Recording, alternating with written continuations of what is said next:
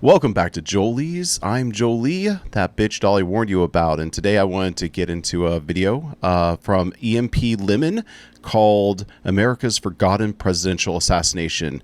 EMPLemon is a YouTuber that I found since I've started doing these reacts, and I've been waiting for him to release a new video so I could react to it because I really love his stuff. So why don't we go ahead and get into it? What is the deadliest job in America? Well, according to the U.S. Bureau of Labor, the most hazardous occupation fluctuates between logging and commercial fishing. In any given year, these industries can expect about 1 out of every 1,000 workers to die on the job. Of all the possible career paths in for how much we emphasize workplace safety, I mean, and granted, you can always be safer. I'm still thinking like it being sub 1%, it's like at what 0.1% is the deadliest job. I'm not sure when he said these. I don't remember when he said these statistics were taken, but I'm not saying I'm not sympathetic, obviously, but that really puts into frame. Like, you're telling me, like, what? I'm assuming he's going to get into like active duty military or something. There has to be like, or not, wartime military has to have a different statistic than that, because that is, I don't know, that seems fairly low. Like, if you were to put me in a room with 1,000 people and say that one of you is going to die, but the expense is that, any one of you could die and the rest of you will get like a high paying career. I wouldn't be surprised if especially guys, if a lot of guys would be like, I'll take those odds. modern America, this is pretty much as deadly as it gets. Unless, of course, you're willing to think outside of the box. Because in the United States, there is one job whose fatality rate towers far beyond the others. Wow. Yeah. Perfect pause here on the glorious leader in one of his many cameos in cinema history. It's funny because I don't think of president as a job as much of as a title, but it's something you get up and work. You have to do the work every day. And yeah, it's like, I'm guessing based on, there's been 47 presidents, and off the top of my head, I would say at least 5 of them have been assassinated. So that is well above, 5. Okay. Like, I know that we got Lincoln. Well, and should I count attempts? So obviously Lincoln and JFK. I'm not going to count attempts. Those are the 2 most obvious. And I want to say there's at least one more that was a full-blown successful attempt, maybe 1 or 2 more. I guess he's about to get into it, so why sit here and watch me do the math when we can just watch him having done the math here in just moments? It's going to be gross.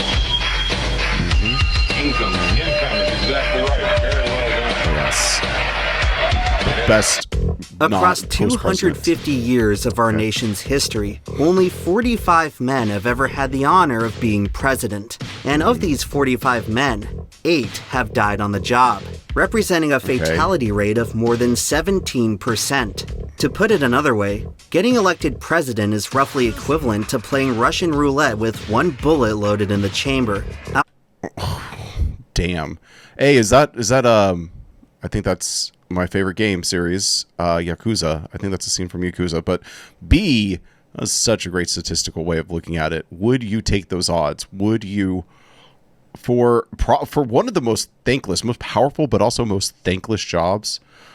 At least these days. I don't know. That is a rough call to make. I don't know if I would take being president at that point. Also, all right. So yeah. So he set up the dilemma. Now the difference is he said 17% died in office. I mean, we're talking about a job you take as an older gentleman most of the time. I guess ladies eventually, but it's not for the young. So there is a good chance that you're going to be of an age where you're basically, the likelihood, your survivability rate is already kind of inherently lower. Man, I remember Look, the way I look at it is I'm a former leftist, and I'm probably going to write more about that here in a bit. But I was definitely on the, okay, guys, I agree. Donald Trump is the worst thing that ever happened to this country during his first presidency. And if you heard all the, that basically it was almost like a Russian roulette or a roulette table of what are we going to complain about Trump today, and one of the things would be he is not a healthy person and he's going to kill over at any moment, which would be awesome, but we also should get him out of office because he is definitely going to die any day now.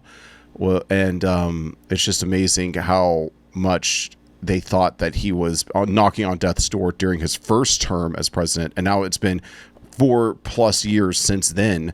He's no spring chicken, but obviously it's so overblown. Everybody trying to, people who have Trump derangement syndrome are literally the worst. And it's going to be, it's so sad for them. I mean, I guess if you woke up and decided, or not woke up, but if you're the type of person who decided to, who's a hater, then Donald Trump being elected president had to be like one of the best things for you. If you love waking up and being angry, and you have TDS, that is. But if I kind of decided to stop giving that much hatred towards the man, once I remembered that, wait, whenever he wasn't president and he was just spitting facts and ripping people down, it was like the most hilarious and fun thing ever. So why don't I just have fun with it? Why don't I just let him be that fun, I don't want to say buffoon, that's kind of, but just that guy, like let the bully win this time and just like see where it takes us. You know what? I don't think it's been that bad. Well, there's been some bad things. There's been some good things. I could probably say that about every president. Oh, let's get back over here. I'm going to try doing this thing where I go, every time I pause, I go back. President is roughly equivalent to playing Russian roulette with one bullet loaded in the chamber. Out of everyone sworn into the Oval Office thus far, 1 out of 6 would not live to see the end of their term. If you're misfortunate enough to die as the president, your legacy will go down in one of 2 ways. You will either be immortalized within the essential fabric of our nation, or you will be quietly forgotten as if you never even existed. Whichever outcome you receive will mostly depend on your cause of death. If you die of natural causes, almost no one will remember you, and those who do may only... Name that president right now in the comments without no Google. 9? I don't think I can name 9. Van Buren. Ridicule you. This was the case with the very first president to die in... Harrison! That son of a bitch. I should know, but trivia, lock that away right now, chat. Harrison, William Henry Harrison, the first president to die in office. Number 9. For statistically, it's like 1 in 6. So it took a bit to get there. There was a good run, I would say, a murderer's row up until Mr. Harrison.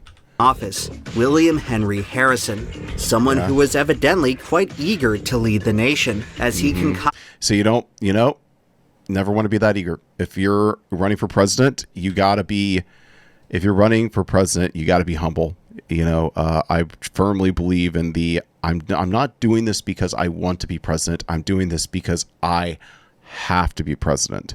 It has been chosen upon me. This is it's like I've conquered all other aspects of my life, and this is now the last thing, or the very least my path has taken me at this crucial point in my life. If you're eager, it's not a good look. Harrison, someone who was evidently quite eager to lead the nation as he concocted the longest inauguration speech in American history. What a fucking asshole. I'm not going to go back. Just Jesus Christ. That's what happened. Like, you get up to number 9. Yeah, it's number 9. And he's like, oh, I got this. I know what a president is. I am going to utilize this office. I'm going to spin on it. He's going to do some barrel rolls on it. Let's see what happened to him. Well, if I remember correctly, was he the one who ate the bad cherries? Supposedly. He had such a bad bout of some stomach issue from eating bad cherries or pitted cherries or something like that. One of them, this is the story for one of them, so I'll be correct eventually, which, as somebody who had probably one of the worst, well, I shouldn't say that I survived, but I've gone through like almost something that would feel like getting gut shot, nearly getting gut shot. I sympathize with anybody who goes through, if your last moments on earth are from you having horrible gut pain, I have the utmost sympathy. I pray that that's not how it ends for me now that I've been through it once. Unfortunately, this may have directly contributed to the shortest presidency in American history. After speaking for 2 hours in the frigid rain, Harrison soon caught pneumonia and died. Short and sweet and to the point. What do they say? You know, you got people who talk the talk and people who walk the walk. This guy was just talking, he didn't get to walking. Just a month into his term. In the present day, anyone who knows him only knows him for this. Zachary Taylor was the next president to bite the dust in office. They had to make up for just 16 months in, he contracted an intestinal disease after drinking some rancid milk and died shortly after.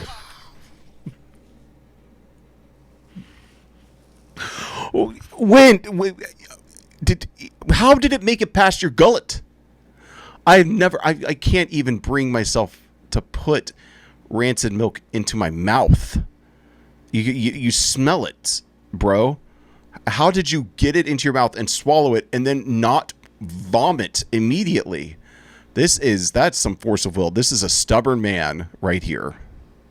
He is another president who has been almost entirely forgotten by the American public. If anything, he was better remembered for his distinguished military career than anything he did in the White House. The same cannot be said for Warren G. Harding, who was somehow even more of an afterthought than Taylor, despite serving nearly a century closer to our time.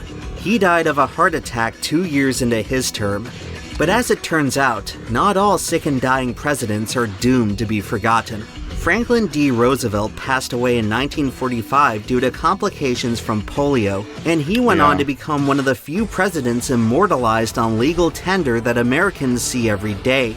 However, I mean, he was also a humongously important president. If he didn't die in office, he would still be remembered, like, for better or worse. I mean, I've heard people on both sides talk about him in glowing terms and in the worst president ever. I mean, to somebody, like any president who did any work in office will be the worst president ever to some sect of people. But yeah, I don't think it's his death that defines him. It's the fact that he served he was going on his third term, when he died, and was the president who oversaw most of World War II. Come on now. However, FDR's legacy is certainly a special case. Not only was he the longest-serving president in American history, but he happened to guide the 45. That's what 13 years? No, 12 years. So that would be 3 terms. Nation through 2 of its biggest crises of the 20th century.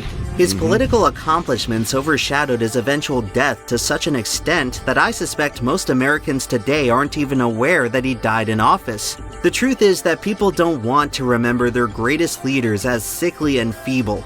They want to remember a hero, someone who made the ultimate sacrifice for the ultimate job.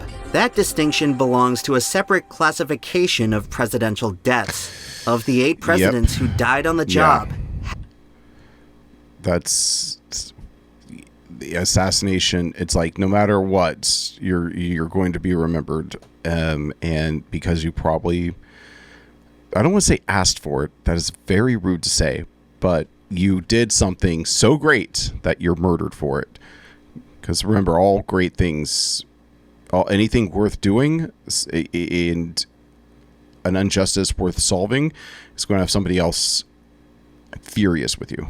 Half were assassinated. This was the case with 2 of the most dramatic moments in the history of American politics. Elected a century apart, Abraham Lincoln and John F. Kennedy would both meet the same grisly fate, being executed by a lone gunman in full view of the adoring public. Lincoln's death represented the culmination of the most divisive war ever fought on U.S. soil. For Lincoln's dignity, at least he was tucked away. Like, when he was shot, there was no eyes on him, I'm sure. Well, I can't be sure, but it's not like the difference is that John F. Kennedy was shot in front of a parade, a crowd of people. And Lincoln was in a dark theater. People didn't realize he was shot until after the gun had been, had gone off, if you will. Like, their eyes were on him after the shooting versus Kennedy, who all eyes were on him. Kennedy's death and the dubious events surrounding it sowed the modern age of paranoia and distrust in the clandestine institutions that rule over us. By all measures, these were two of the most critical turning points in the long and winding story of this nation. The men who paid the price for these unspeakable tragedies have been memorialized for the foreseeable future. However, not all presidential assassinations are remembered equally. Far more obscure than the demise of Lincoln and Kennedy was the murder of William McKinley. Although he met more or less the same fate as the others, his death went on to receive far less notoriety over time.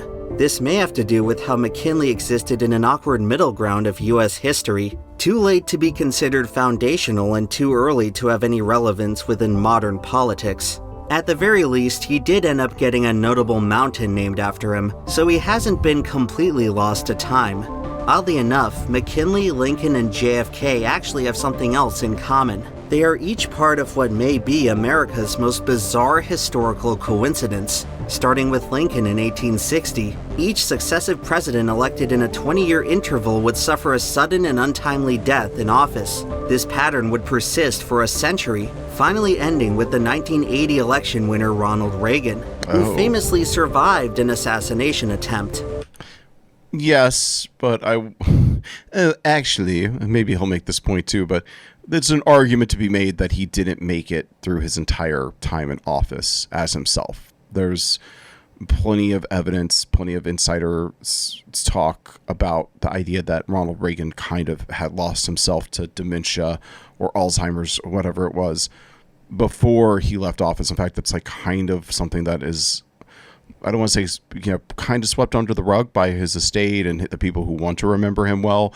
They don't want it to be reminded that like maybe upwards of 3 years of his 8-year term, or 8 years in office, 2 4-year terms, was with him basically in a state that he shouldn't have been president, and he was mostly a figurehead that was being puppeted. I mean, that's like one of the things they often say about Iran-Contra is that no, he didn't know what was going on. It couldn't be really held responsible in the sense that he didn't have his faculties, and these were other people making presidential decision on his behalf, basically. Let's see, but that would be like an asterisk or something. He did technically live through his entire presidency. This mystifying trend has arguably shaped the very groundwork of the nation we see today. Each of these men, no matter how important or irrelevant, played their part in altering the course of our destiny. But wait a minute, isn't there someone else you're forgetting? Aren't we all forgetting If you happen else? to be murdered while working the most important job in the nation, you'd think it would be a pretty big deal. You'd think that future generations would at least remember you in some capacity. But remarkably enough, that is apparently not the case. James A. Garfield was assassinated while in office, and he is somehow in contempt. You could have. I should have tried to guessing. I would never have said Garfield. And it's so funny. You would think he was assassinated, so that already should give him a leg up on being a remembered president. But also, his name is Garfield, so you think you could at least make the connection in your mind, because Garfield is such a iconic name due to the cat, that it would stick in your brain that we have a president named Garfield. Oh, and he was assassinated. I'm probably never going to forget that now, but I am shocked that didn't stick in my brain before. For the most forgotten president in U.S. history. Yeah, At least some presidents like Millard Fillmore are ironically remembered for being so forgettable, but Garfield doesn't even have that. He's not taught in schools, he's not brought up by modern talking heads, He was not even included in the Simpsons musical number about just thinking forgotten about that. presidents. His very name has been completely overshadowed by an orange cartoon cat who eats lasagna. Oh, and the man who made Magic the Gathering, who is in fact related to this Garfield. That is actually the reason I should also know this Garfield. In fact, this is how bad this president, the marketing department for this president is so poor at it, that all I know him from is that he is the great grandfather or something like that of Richard Garfield, the maker of Magic the Gathering, who is a personal hero of mine as a game designer. So yeah, you think I would have remembered, oh yeah, the one who got assassinated. Like that is wild that I didn't remember that. Jeez Louise. Okay. For most of my life, I had known that there was a President Garfield. I knew he had a beard. I knew he existed in that same awkward part of American history as McKinley, but beyond that, I couldn't really tell you anything about him. It was only very recently that I found out he was assassinated at all, which you'd imagine would be a fairly significant detail. I mean, really, doesn't it seem odd that we had a president who was murdered in office and no one today seems to know it even happened? Yeah. How can this possibly be the case? At first, I suspected that it must be some insidious deep state cover-up designed to blind us from the truth. But no, pretty much all the information there is to know about the incident is readily available, and any political motives that may have once existed for such a scheme have surely been rendered obsolete. Maybe this particular presidential assassination just happened to be especially boring and unremarkable. A complete oxymoron if you think about it. In the modern age, our appetite for true crime stories has never been greater. And what could be a bigger crime than killing the president? Why would anything like this be swept under the rug? When I started looking into Good it, question. I quickly found out why. Well, really? Let's find out. This whole catastrophe and everything leading up to it deserved to be forgotten, because it might just be the dumbest series of events that has ever transpired in the history of American politics.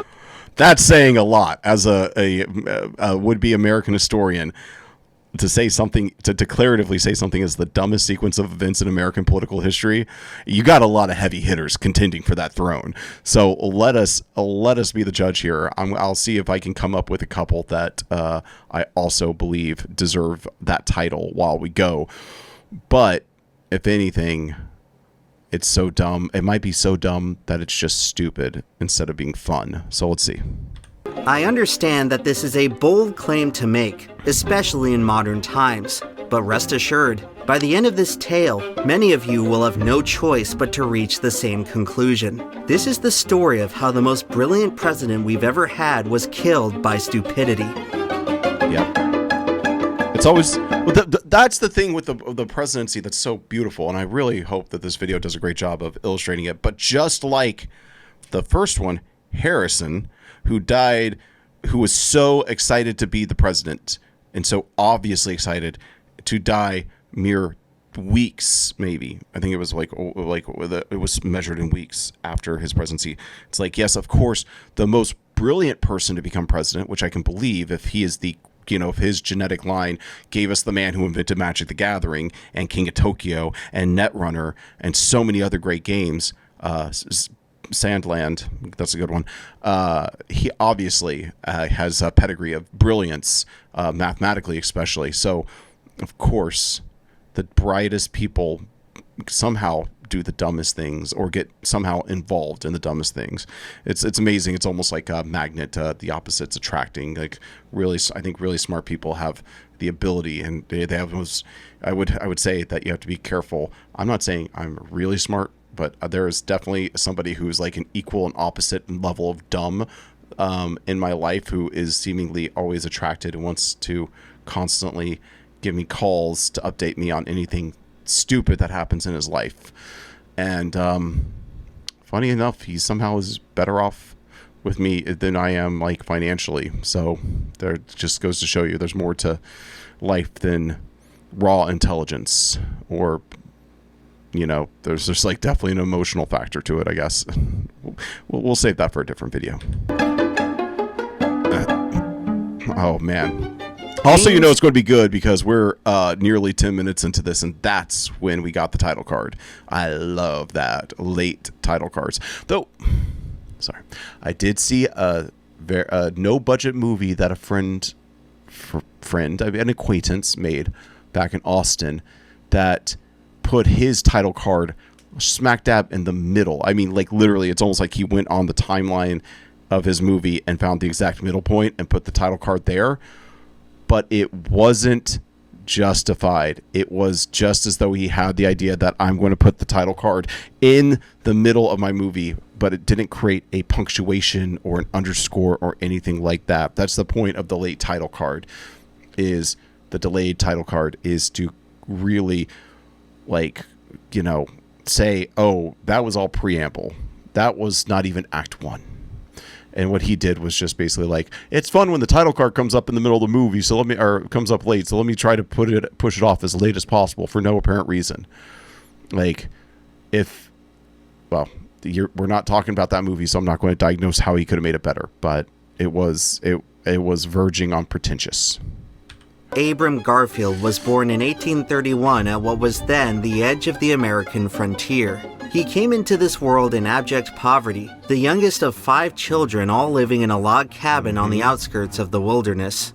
When he was just 2 years old, his father dropped dead after using every last ounce of his strength to defend the property from a forest fire. As a boy, Garfield dreamed of sailing the seas. Not long after, he would come pretty close to doing just that, taking a job as a ship worker on the Erie Canal. Then one treacherous night, he was flung overboard into the chilling darkness below. His cries for help went unheard by the rest of the crew. Flailing around in the swirling, choppy water, the young Garfield was completely and utterly alone. Then, by some miracle, his hand grasped onto a single wayward rope dangling off the boat. He pulled himself to safety and lived to see another day. Nearly every moment of Garfield's life would be surrounded by death. But back then, that was pretty much business as usual. 19th century America wasn't exactly the most pleasant place to live. Disease ran rampant, violence was common, and working conditions were brutal. These factors contributed to a life expectancy as low as 40 by the middle of the century. Ooh, that's bad. That means, wait, 2 estimates each on both sexes. Okay. That means infinite mortality must have been rough back in what does that say? 1920? Does that say 1920? Are you sure he didn't mean 1850 to 2023? Oh, wow. I didn't know it was that bad that recently. It was practically impossible to go through life without being constantly exposed to death and tragedy. Oh, yeah. Surprisingly, many Americans would actually take pride in these harsh realities. The United States has always been guided by individual excellence. We romanticize this idea of finding diamonds in the rough, praying that somewhere out there in a sea of suffering and mediocrity, the truly brilliant among us will emerge and lead the rest of us to prosperity. Our heroes cannot simply be created. They must be forged through the chaos and dysfunction of American life. Sure, we sacrifice a great deal of collective welfare along the way, but when you finally find that diamond, nothing else can compare. James A. Garfield. I'm just going to say, amen, brother. That is the American way right there. That is, I mean, honestly, that's the Protestant way. That's just maybe the way of going with God. Just saying. That's kind of what life is. The free market of mortality. Is that diamond, and it wouldn't be long before he started shining. Following his near-death experience, the young Garfield undergoes a religious revival. He becomes an unwavering man of faith and finds himself with a new sense of purpose. He is now determined to fulfill his mother's lifelong wish of getting a formal education. At the age of 19, he enrolls at a nearby college, having to work as a janitor to afford his tuition. But despite his humble origins, Garfield would quickly establish himself as a brilliant student. After only a year, the school had already hired him as a teacher.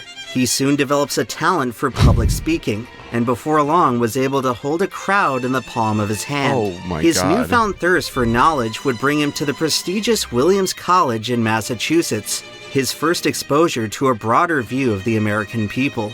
Returning to rural Ohio with a rare East Coast degree, Garfield was already one of the most distinguished men in the state. In Distinguished in the state, this man must have had national eyes on him at this point already. I'm just assuming. 1859, at the age of 28, he was elected to his first political role in the Ohio State Senate. Just over a year later, the nation erupted in civil war, and Garfield left his seat to fight for the Union. He ended up leading a brigade of troops into the Battle of Middle Creek. Although he was outmanned, outgunned, and totally inexperienced, he would successfully repel the Confederate forces through superior tactics. But despite the glory of victory, while scanning the aftermath of the battle, Garfield was overcome with a profound sadness. His gambit had cost the lives of countless men, many of whom he had personally recruited from his own hometown. The stillness of Somebody was saying that is such a big difference of that era versus today, where yes, these great men, and I understand how we could be jaded about them and even dislike that term, but back then, that great man was somebody in your community or great person, I should say, technically, for reasons, but that great person was somebody within your community who had a duty to your community to make it to rise it up, to make sure everybody was better. Like there was this invested into this person, and saw them to great heights, and they in turn became one of the leaders and literally, felt responsibility, felt a duty to everybody within their community. And that's where we are lacking that, because now we're detached from these higher level players, no longer seem to have that connection to where they're from or this community. There's a divide there. Maybe there needs to be more more political soil, something. Maybe there needs to be something tethering them, but yeah, that division between the great man and the people is, I think, not good for our ecosystem, our social ecosystem. And so I get it when people are angry at billionaires and the such, but I don't think taking their money, just taking all their money or murdering them is the solution. I think there's maybe something else about was it stewardship of your generational peers, something to that effect. men, many of whom he had personally recruited from his own hometown. The stillness of those fallen soldiers haunted him and forever changed his perspective on the sanctity of life. After the battle, Garfield was promoted to general. News of his military triumph quickly spread and propelled him to a seat in the U.S. House of Representatives as part of the nation Republican Party. But just as he reached another milestone, tragedy would strike him once again. Shortly before taking office, he lost his 3-year-old daughter, Eliza. Distraught with grief, he started to reconsider his political career. Like I said, infant mortality, or I guess toddler, adolescent mortality in this case, that was the rough part back then. You just couldn't even get attached to your kids until they were 6 years old. I'm surprised they even named their kids, that early. But after Abraham Lincoln insisted he stay, Garfield would make his best effort to serve the nation. When evaluating politicians from this time period, you'd expect to encounter a litany of archaic and backwards views. But in this regard, Garfield was surprisingly progressive even by our modern standards. A radical abolitionist, he fought to end slavery and preserve the suffrage and civil rights of freed men. From his own life experience, he knew that dedicated people... Is he one of these log cabin Republicans? ...could rise from nothing if given the opportunity, and thus fought for the rights of the oppressed and downtrodden. In another rare sight for men in his position, Garfield had seemingly no interest in climbing the political ladder. He was perfectly content with the spot he was in, unwilling to pursue any greater power or prestige. Garfield would remain in Congress for 17 years. Over that time, he became widely respected by his peers. Man, look at that face, man. That's a man you can respect. You walk into a job and that's like your boss. You're going to be in good hands at the very least. Known throughout the Capitol as a man of great honor and quite the skilled orator. He would also try his hand at practicing law, at times defending men who had no one else on their side. He kept up with academics too, at one point submitting an original proof of the Pythagorean theorem just for fun. And away from Washington, he spent most of his days humoring his wife and kids on the family really farm back in Ohio. Like there we go. The lighting on this is very impressive for its era. If this was of the era that Garfield lived in, though it is interesting that lamp up there. I'm assuming that's pre-electricity. That must be some sort of gas lamp.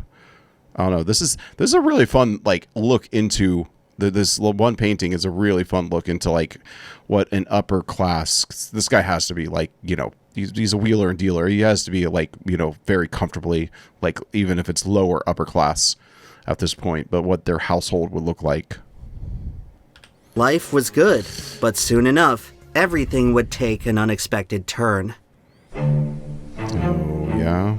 Well, following the Civil War, the newly formed Republican Party enjoyed a crushing grip over Congress and the presidency, but as the years went on, their plans start to go south.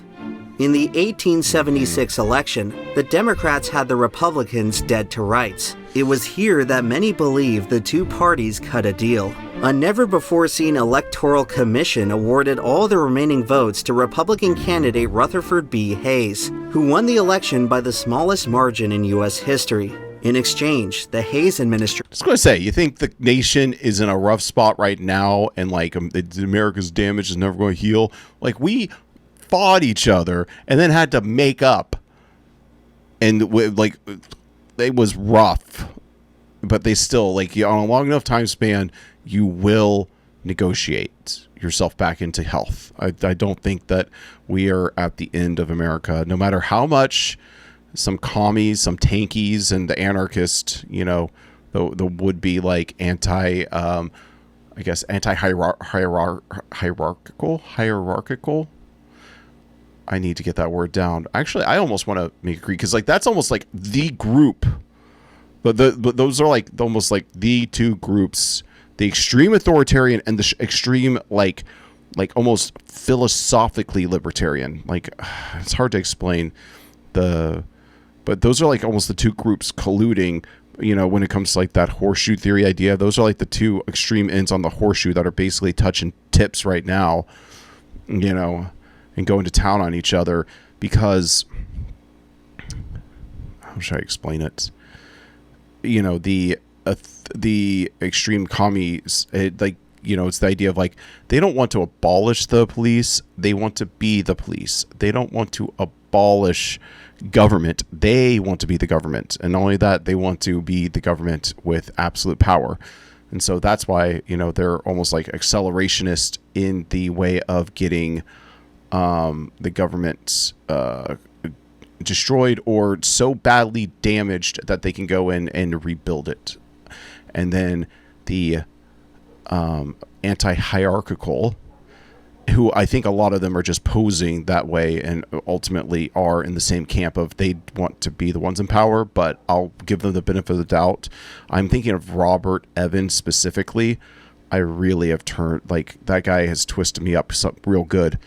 But he is he almost believes that there is a hierarchies are unnatural, or at the very least maybe that there's where we call natural hierarchies are I have to really dig in to make sure I'm not misrepresenting him, but essentially he doesn't believe in the current hierarchical state.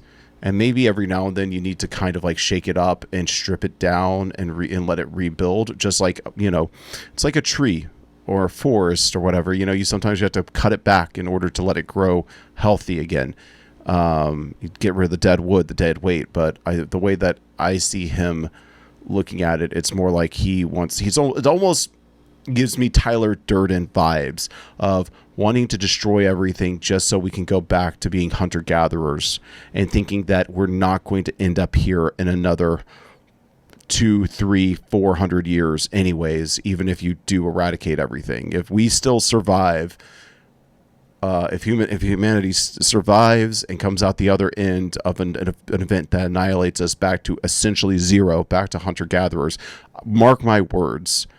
Not that it means anything, because this will definitely not still exist. Mark my words, you would have this type of world pretty freaking quickly, because there's going to be some level of like documentation about what this is. People are going to be able to stand on the shoulder of giants and rebuild it again. And even if there isn't, there's going to be brilliant people out there who come to the same conclusions that we've always come to about how society should work and how it best functions. So even if you try to reset it, we're just going to be right back here. So what's the point, Robert? God, that guy's he has like the worst laugh. I mean, people complain about Kamala Harris's laugh, and I'm glad she's not president, granted, but it always soured me when people were complaining about her voice and her laughter. You want to hear an annoying ass laugh? Go and listen to Behind the Bastards. Try to get through an episode of that with him cackling, and it's so put upon. I wonder if that show's even still on, or if he's moved on to another project. All I know is like at a certain point you're just like, okay, so you can just basically look into anybody's past, and unlike this is beautiful. This is like a tribute to Garfield. If Robert Evans was doing this, he would just talk about how Garfield fleeced all of the people of his hometown to get an education. Then he came back and convinced them all to go to the Civil War and die for nothing. That's probably what he would say, something to that effect. That's how he treats history. Just like, no, oh yeah, anybody and everybody is there's skeletons in everybody's closet, and I'm just going to put a spotlight on that and make you think that that's all that they were, that's all that they accomplished, so that's all they were good for. Withdrew all federal troops from the former Confederacy, effectively ending Reconstruction and leaving civil rights issues in the South unresolved for the next century. By 1880, the Republican Party is close to imploding from constant infighting. Hostilities have broken out between two rival factions: Garfield's side, the half-breeds who want civil service reform, and the stalwarts who want to continue a tradition of political patronage known as the spoils system. In the US during this time, it was common for presidential administrations to reward their biggest donors with powerful positions in the government, and thus, winning elections was used as a means of personal enrichment for yourself and your cronies. This is otherwise known as blatant corruption, and totally undermines the values of a free democracy which is supposed to reward merit. The stalwarts are led by a senator from New York named Roscoe Conkling, who over the years has built America's single biggest political machine in New York City. Conkling is arguably the most powerful politician in the country, using his influence to sabotage the entire Hayes presidency after he refused to fall in line. The half-breeds are led by Conkling's sworn enemy James G. Blaine, who wants to dismantle the spoils system once and for all. This heated power struggle comes to a head at the 1880 Republican Convention. The two frontrunners for the nomination are Blaine and Conkling's choice for president, Ulysses S. Grant. The former Union general that's like a freaking cheat code right there. You're going to run the guy, like Abe Lincoln's guy, the man, the myth, the legend. Of course, he's going to win this election. I mean, maybe it's going to seem like a lot, like maybe it seems like a foregone conclusion, but I mean, it'd be like if we ran. Who's that guy now? That's the thing. We don't even have one of those guys now, at least not from the military. It would be like, I'm sure if I was more creative, I could come up with it. I'm trying to like dig deep into like Obama era, because that would be like almost the equivalent president, like an Obama era like guy who's still like seen in, you know, high regards, which is wild that there isn't one. That should almost be a sign. Like, I feel like all of the Obama era people are either like cuck libs or corrupt chads, and we don't want either of those. No, I mean, like, It would be like, I guess, no, I don't even want to say that. It's just, the world doesn't work like it did back then. If I come up with one eventually, I'll let you know, but this just doesn't have like a real good equivalent. Because I was going to say like the guy from SEAL Team 6 who killed Osama bin Laden, but it's like, that's not the kind of leader that you want. I'm sure there's somebody. I don't know. We'll find out. Like, if this is going to be controversial, if Anthony Fauci had come out of COVID looking like a superstar and then ran for president, maybe something like that. Oh my God. He spent 2 terms in the White House and had agreed to stay out of Conkling's way. Attending the convention is James A. Garfield, but only to campaign on someone else's behalf. You see, Garfield has no desire to become president. In fact, he views the lust for the presidency as a spiritually destructive force that can only lead to doom and ruination. God, this Today, guy's such his a only Chad. job is to pledge his support for fellow Ohioan John Sherman. The endorsement makes little difference, however, as the Republican delegates simply cannot decide on a candidate. The 3-way split leaves each prospect well short of the majority required for nomination. And so, the convention is forced to re-vote over and over again until a winner is decided. The stalemate extends past 10, 20, and eventually 30 ballots. But then, an extraordinary development starts to take place. Several delegates from all around the country begin casting their votes for Garfield. With each additional ballot, his support grows higher and higher. Disturbed by what he was seeing, Garfield tries insisting to the convention that he's not a participant in this race, but his protests fall on deaf ears. Even more delegates. When you are chosen, this is the best thing. This is almost how a presidency should work. It should be like people nominate you, and you are chosen amongst many, and it should almost be forced upon you. You shouldn't want to come down, come out and be like, I want to be president, and have to go around and do the whole dog and pony show. It should be like, no, we got the best people together in one room who all have like a like-minded goal, and amongst them, they're going to decide who their person is. And then we'll put that person out to the public to decide, instead of this whole like doubling down on the public's opinion. Like there should be like the Senate and the House of Representatives, right? It's like the one selection process should be much more elite, and then the overall selection process should be like for everybody. Start to join in on the stampede, and eventually Blaine and Sherman throw in the towel. It's all coming up Garfield. When the dust settles on the 36th ballot, he stands at a total of 399 votes. James A. Garfield has just become the Republican nominee after never even agreeing to be a candidate. He is now possibly the only person in U.S. history who is... And he's hot! Dude, that is style. I could only hope to pull this off. Let's go back. Wait. Let's get that to be a full candidate. image. He is now... Damn! This guy would have bagged your mother so hard. He walks in, you're getting a new stepdad. Jesus Christ. I want that hat. In fact, I'm going to just take a screenshot real quick. Did that work? Oh, yeah. Whoop, you see me? Boom, screenshotted. Just like you, Maru. Okay, I'll just remember that. That's goals right there. And he got it's not like a bow tie. This needs to come back.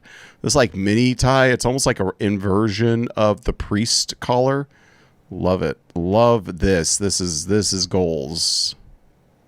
Possibly the only person in U.S. history who is being forced to run for president against his will. And then he won.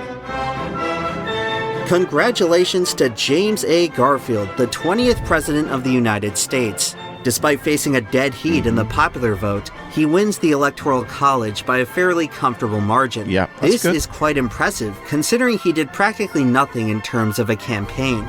In fact, he never left his farm during the entire election cycle. But despite this, the rest of the nation had started to become enamored with Garfield's story. Of course we would. We love humble heroes, man. We love them. Like, he couldn't have campaigned any better than staying on his farm, honestly. That is, he didn't know how genius he was. Going from penniless and fatherless to the most powerful civil servant in all the land, he practically embodied the American dream, and people from all walks of life began to rally around him. When he finally learned of his victory, Garfield felt pride in vindicating his supporters. But on a personal level, he couldn't shake the feeling of sadness that the simple pastoral life he desired was suddenly over. He was now expected to climb what he described as a bleak mountain. The presidency may not have been good for Garfield, but Garfield was undoubtedly good for the presidency. The fact that he never wanted the job actually reveals why he was the perfect man for the job. He now has the rare opportunity to fulfill what has long been considered impossible, the myth of the truly noble president. In the modern age, we view this idea as some kind of vague abstraction. For as much as they try to fool us into believing otherwise, we all know deep down that the men who become president are not ordinary people like you and I. Their job is to toe the line for the most powerful institutions in society, not to have a beer with a bunch of blue-collar workers. The truth is that modern-day presidents tend to be money-hungry, power-hungry, and totally out of touch with the people they rule over. And this is precisely what makes James A. Garfield significant, because he actually made it to the White House while maintaining his real, honest-to-God integrity. He is modest, conscientious, and understands the plight of the less fortunate because he personally lived through it. I think I'm going to just start saying that Garfield's my favorite president. That just might be my takeaway from this, like, you know, just for this principle of it, like how he got there. In an age of darkness and corruption, this ridiculous political circus of ours accidentally gave us a hero, someone who was truly brilliant in both intellect and character. If all goes well, a leader like this has the potential to guide our nation into a new golden age. At long last, we have finally found our diamond. Now, it's time to meet the rough. Ooh, I'm not going to like this part. I'm not just going to assume it's going to be some asshole.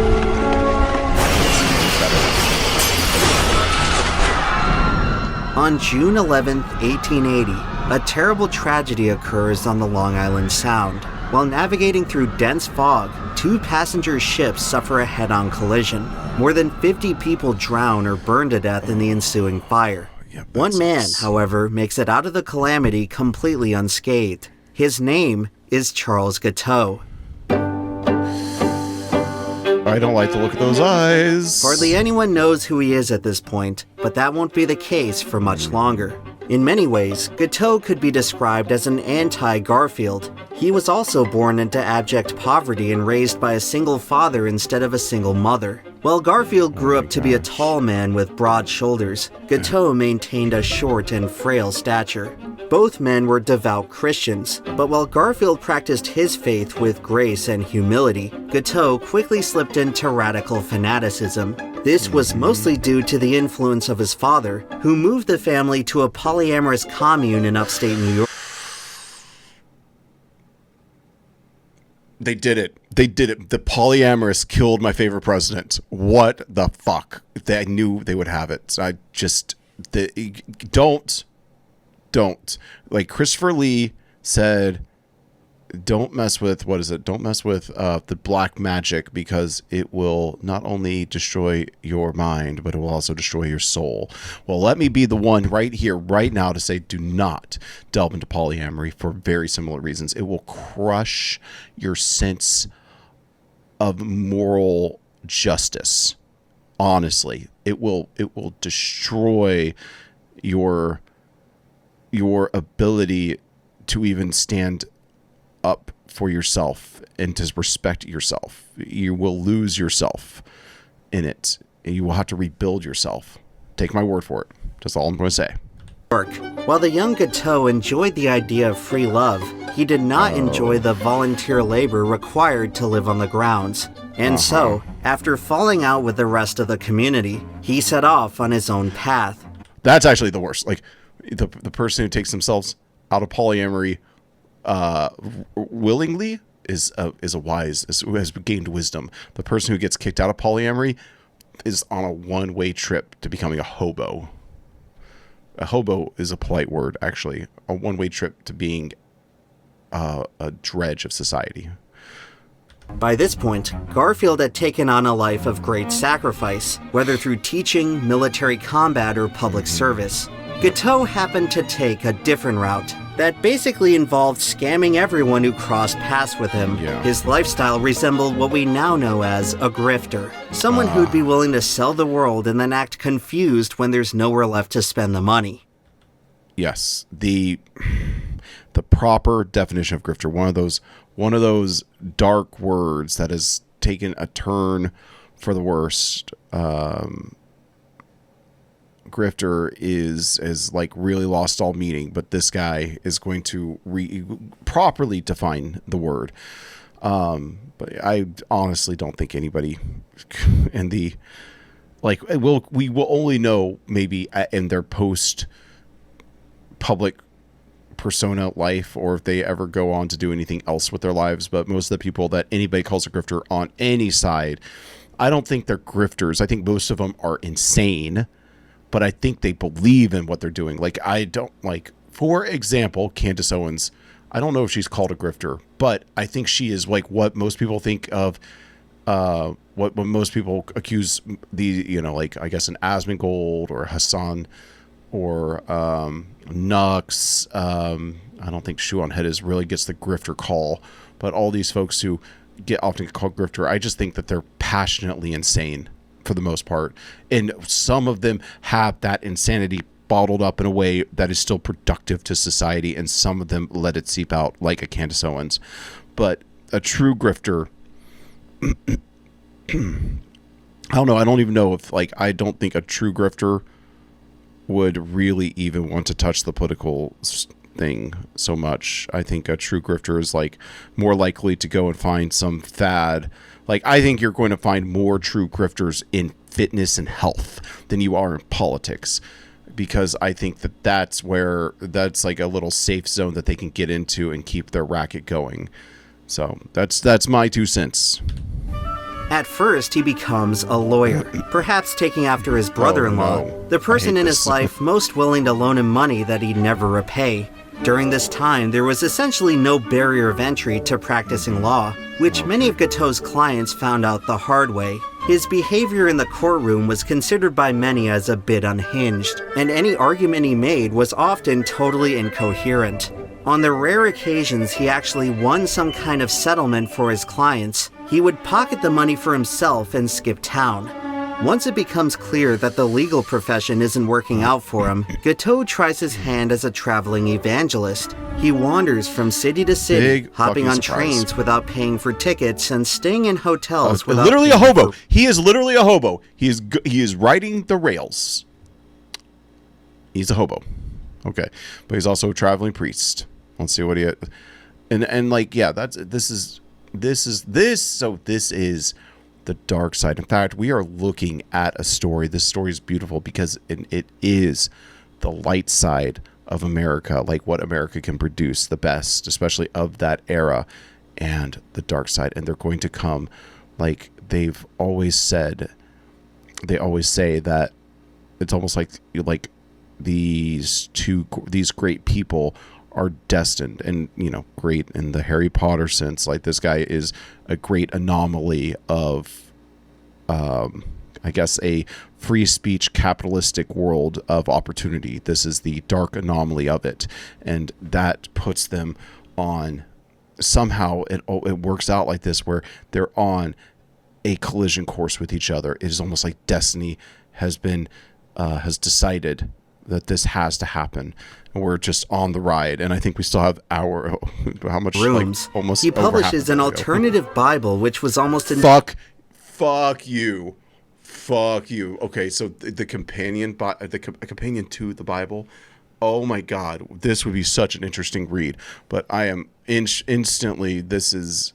I'll just say I'm not big for Mormons or Jehovah's Witnesses, anybody who's has to extrapolate too much off the Bible. I just almost draw a hard line at Baptists, but I'll let them in.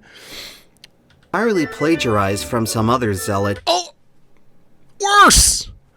worse! A manual for the help to those who seek the faith of the primitive church. The Berean? That's something that I also think, and I think it's so appealing.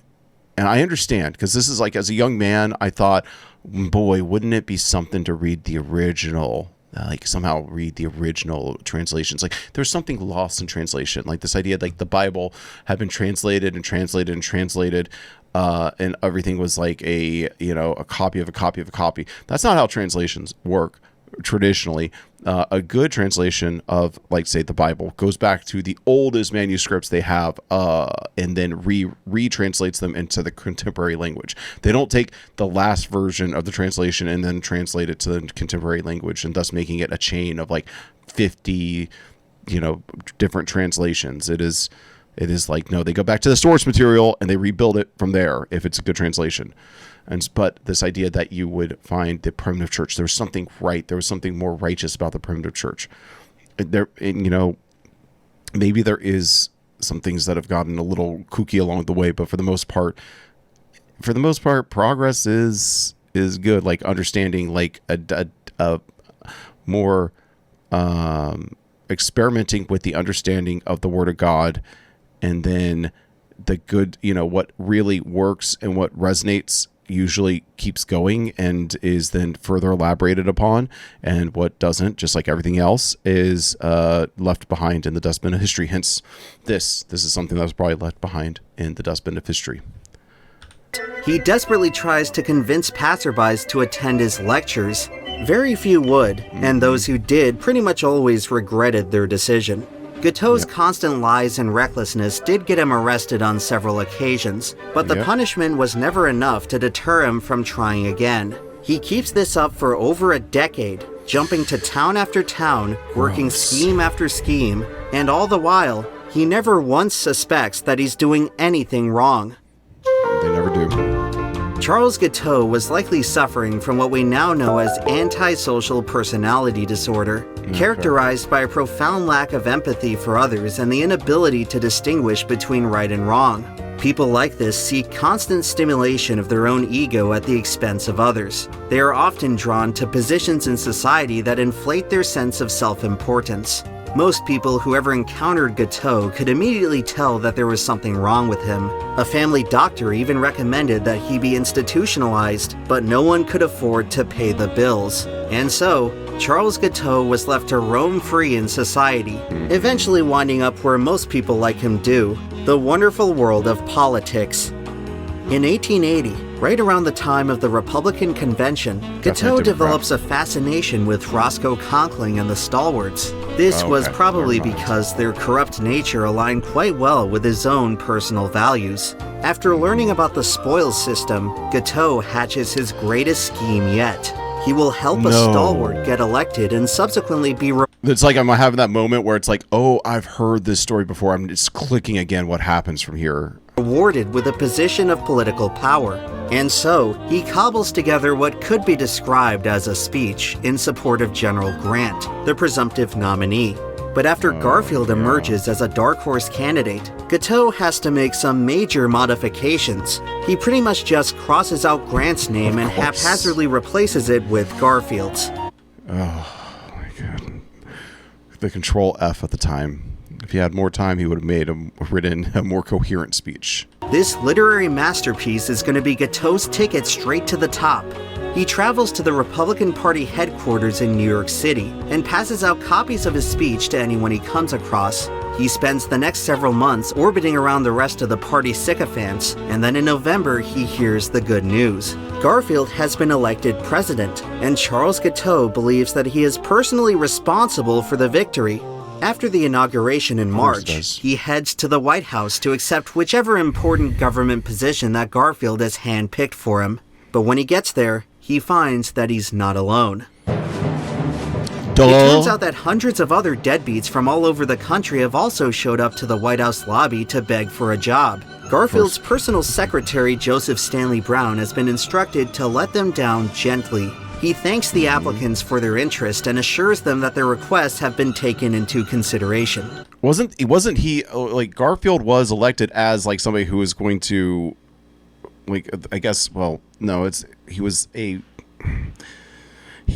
a compromise candidate in a way for both the spoil system and the anti-spoil system, but you would think that that means that this is a time when the spoil system should be dismantled. Like, nobody ever said, at no point has it been said Garfield was going to give out the spoils. Maybe it's just so assumed at this time. That's how corrupt the era was, that this is just how you did business. And so anybody who was going to come in and change it, like we say, reformers, one of the best lessons The Wire taught me, and should teach you too. You should watch The Wire. It's one of the good ones. It's one of the great shows. But what The Wire taught us was that the reformers, the people who put an end to these sorts of things, especially things that make people money, are the ones that suffer the consequences the most. And it's such a shame. They're almost always either murdered or completely like stripped and dehumanized, or I shouldn't say dehumanized, but like humiliation rituals. That is specifically like the thing that you can do to somebody if you can't straight up murder them. When truthfully, none of them has a snowball's chance in hell of actually getting what they desire. But as the weeks go by and the crowd eventually thins out, Guiteau doesn't seem to get the memo. He keeps showing up to the White House in his shabby, tattered suit, expecting his job offer to arrive at any moment. Eventually, he gets a bit impatient. He starts tracking down various high-ranking Republicans and badgering them over when the president is planning to appoint him. Shockingly, this does little to help his situation. Every time he's ignored, Guiteau gets more and more desperate. After 2 months of loitering, he finally gets banned from the White House lobby. That same day, he runs into James G. Blaine, whom Garfield has promoted to Secretary of State. After sitting through Guiteau's non-stop pestering, Blaine loses his temper, storming away and demanding that he never speak to him again. Guiteau's fragile psyche can no longer cope with this level of rejection. Just every little step along the way, like the mistakes that lead up to the tragedy. Like this is like what storytelling is all about. Like, you just find this horrible or great moment, and then you just go back until you can contextualize how everything led to it. And his intentions turn cruel. Yeah. He has been utterly humiliated, and it's all Garfield's fault. He realizes now what he has to do to set things right. In the meantime, the Garfield administration is... And I know it barely counts, but can I say this is like one of the best animated movies I've seen of the year so far? I haven't seen that many animated movies in a while, but this is up there. It's gotten off to a promising start. Soon after taking office, he refinances the national debt, saving taxpayers millions. This is a kind of fiscal responsibility that we rarely see with our modern politicians, who prefer to push our budgetary burden down the road to future generations. Unlike them, many of Garfield's policies like actually demonstrate a bit of forward thinking. He begins the process of modernizing policies actually on the road to future generations. Unlike them, many of Garfield's policies actually demonstrate a bit of forward thinking. He begins the process of modernizing America's naval fleet with the construction of steel ships. This may come in handy if a war were to break out in the vast archipelagos of the Pacific in, say, 60 years or so. Garfield also lays out a proposal for universal free education, intending to give everyone access to the very instrument of his success. This one might be a bit of an uphill battle to get on the books, but if Congress puts their minds to it, they can surely get it done in the near future. However, Garfield's most pressing issue is fighting off the corruption of the stalwart faction. At first, Conkling tries to intimidate the president into backing down, but Garfield pretty much ignores him and moves forward with his plans. He appoints one of Conkling's many enemies to a prominent role in his New York City machine. Incensed, the senator uses his many media connections to drum up some slander against Garfield in the press. Public opinion mostly sides... Kind of, not to say he's a saint, he's no saint, but, that's like when all else fails, slander them in the press. Like when you have nothing else to say, just underscore every slight that you can make, every like seeming mistake, anything you could turn and twist, and then just put that into the paper. It's like that, like, somebody, like, they're out for blood when they start criticizing like social taboos and things like that. that's like when you know that they don't really have anything. With the president, however, as they too have grown sick of the corruption. Unwilling to concede this fight, Conkling resorts to drastic measures. In one final protest against the appointment, he makes the decision to resign from the Senate. His idea is to inspire a wave of passion and solidarity amongst his faction, and afterwards simply reclaim his seat through re-election.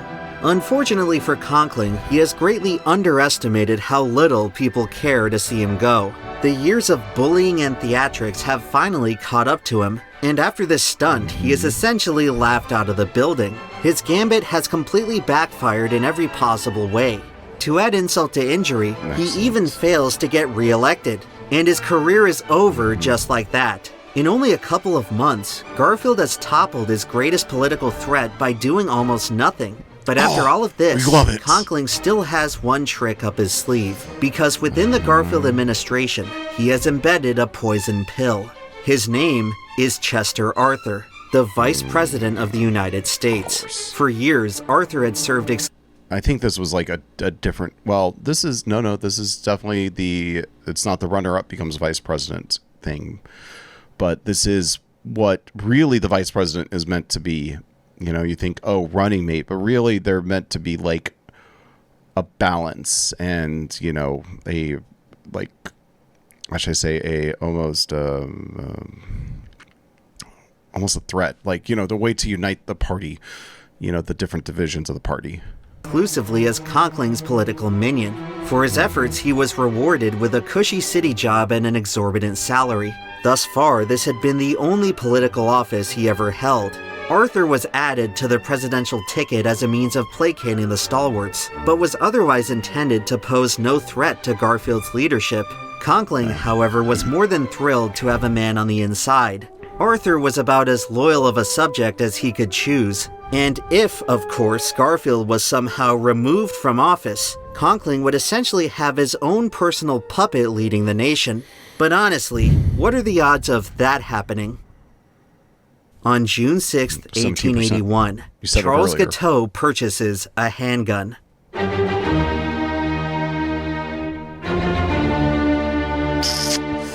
He heads down to the Potomac River and practices his aim on a small sapling. As he lines up the barrel, he envisions precisely one man as his target. After weeks of paranoid delusions, Guiteau now believes that God has commanded him to kill the president. He begins stalking Garfield all around the city, making note of his routine and daily schedule. He soon discovers where Garfield goes to church every Sunday and plans to dispatch of him there. Satan. This man has been taken by Satan. You are going to kill a man coming out of church. I'm just glad that Garfield, if this is how it happens, I'm glad Garfield got to, confess to his sins and have communion with God before he perished. Gives him the best chance of having a clean slate for heaven. But still, this man, this wretch, but for the grace of God go I guess, on becoming a wretch. But this wretch is the scum of the earth.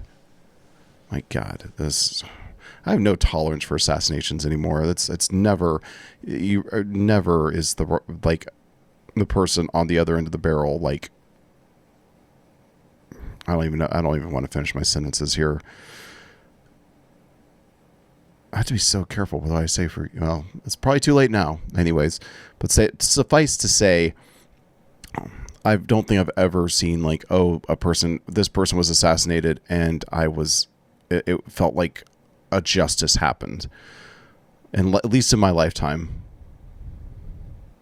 And even if it did seem like a good thing at the time, it bore out in the long run. Like, the closest thing I could think that seemed like a good thing at the time might have been Omar Gaddafi, but we've seen just how crucial of a role he played in the world stage, that quite a vacuum has been left without him.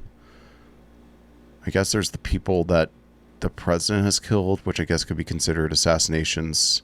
Osama bin Laden. Yeah, okay. Okay, maybe there's been a couple. I guess when that's the thing, when a assassination feels like it was righteous, you stop thinking of it as an assassination. You start thinking of it as something like just a victory. June 12th, he finds the president sitting in his familiar spot with his family next to an open window. Guiteau steps outside and walks to the window with his loaded gun. He has a clear shot to the back of Garfield's head, but before he pulls the trigger, he gets distracted by the sermon inside the building. The pastor apparently offends Guiteau's delicate religious sensibilities, causing him to head back inside and start a belligerent argument in front of the whole congregation. Garfield directly witnessed. What a fucking... This guy is like a Redditor. This is what Redditors were before Reddit just congregated them. Before the computer and the internet kept them inside and they all congregated to a single website. This is what a Redditor would have done and been. This outburst, later referring to Guiteau as a dull man with a loud voice. He eventually leaves the service in peace, and Guiteau has to regroup and try again. Throughout this whole assassination plot, Guiteau was not exactly discreet. He sent threatening letters to the White House which no one bothered to read. He toured the prison where he expected to be sent after the crime. He even just loudly revealed his presence right in front of his target, but Garfield somehow doesn't recognize him as the same lunatic who's been loitering around. Such a Mr. Burns and Homer Simpson moment. Around the White House for months. I guess Charles Guiteau has already spent his whole life getting ignored, so why would it stop now? Guiteau's next attempt would come 6 days later at the Baltimore and Potomac train station. There, Garfield was escorting his wife Lucretia, who was departing on vacation. Guiteau was in position and fully prepared to carry out his plan, but upon seeing the First Lady step out of the presidential carriage, something unusual happened. For possibly the only moment in his adult life, Charles Guiteau experienced a single shred of empathy. Lucretia had been recently recovering from a near-fatal illness, leaving her with a thin and frail appearance. She clung on to her husband as they walked right past Guiteau, who decided that he could not carry out the assassination in this fashion. Killing the president is one thing, but doing so in front of his wife, now that's just cruel. Despite a second close encounter with his deranged stalker. God, this is real photos of this man? He was aura incarnate. My God, Richard Garfield, your grandpa? Whew, boy, he got it, I'm sure. This man is amazing. Garfield still couldn't sense that he was in any sort of danger. Just a few days later, fate itself tried to warn him. On June 30th, the president met with his Secretary of War, Robert Todd Lincoln, son of the late Abraham Lincoln. Sometime during the conversation, Robert divulged that his father once had a prophetic dream about his own assassination. Garfield himself suffered from paranoia that he too would die an early death. He thought about his father, who sacrificed his life so that the people he loved could prosper, and often contemplated whether he would be forced to repeat the cycle. The next day, Garfield decides to pay a visit to Secretary Blaine. The two have a discussion while taking a nice, fully exposed stroll through the open streets of the city. Neither of them notice the man in the shabby, tattered suit who has been following them. Right, just saying, you would have thought the Secret Service was instituted. Some level of guards were instituted after the Lincoln assassination. And maybe it took them a couple to figure out, oh, this is just going to keep happening, isn't it? Around the whole time with a loaded gun. If they turned around at any moment, they probably would have recognized him. By now, both Garfield and Blaine have had memorable experiences with this fellow. After all, it was Blaine's scolding of Guiteau which sent him on this downward mental spiral to begin with. Seeing Garfield act so friendly with him only enrages Guiteau further. These two scoundrels have deprived him of everything he deserves. He could kill them both if he wanted to, but once again, he hesitates, and they retreat into the White House. That night, Guiteau seethes at his cowardice. He will not let another opportunity go to waste.